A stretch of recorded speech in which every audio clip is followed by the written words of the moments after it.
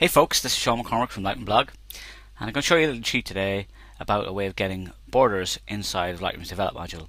Now in the past I've shown how to do this in Slideshow, creating sloppy borders and stuff like that with the ID plate. But here we're going to cheat and do something different. The way we're going to do it is we're going to come up to the brush tool. Okay, we're going to change the actual brush so that the feather is the whole way down, and we're going to make the brush a little bit smaller. So essentially the brush size we want is going to be quarter of the size of our border. Okay, so what we're going to do is, with the feather the whole way down, it means that we're going to get a hard edge. So I just line up the cross here in the center at the edge. Actually 7 is probably too big, so I'm just going to make it slightly smaller. And so we're just going to line it up, and I'm going to hold down the shift key before I start clicking, line it up and then click and then drag the whole way down, and nothing's happened. And the reason why nothing's happened is because I've forgotten to set the exposure to -4. So we see we get a nice straight line. Okay, so that -4 will stay with us the whole way through it as we do this. Not quite ready there with that. There we go, the whole way across now. Again, line up the corner and up the top. And the more precise you are, obviously the better you're going to have an effect. We can see that we can still kind of see through here, so the way to solve that is to right click on it and go duplicate.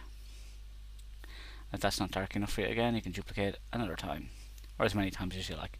So the duplicate will just put the setting on top of each other. So if you want to get at those settings to change them on each individual one, you have to delete the pin and go back. There's no other way around it in Lightroom. So we've created a nice little neat border, and how accurate it is depends really on how accurate our drawing is in our selection of the initial point. But let's say we wanted to have a white one, so we could drag this across and try and have the white, but we're not white because we're just mixing -4 and +4 in the other ones. So what we need to do is we need to delete these to get back to our original one and select that, and then bring that up to +4, and that becomes white. Now it's not getting rid of everything there completely, so again the same story. Right click, duplicate, right click, duplicate. You see that's made it white.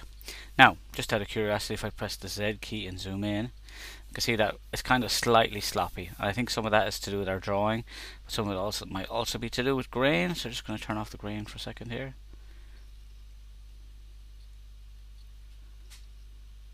Nope, it's not the grain.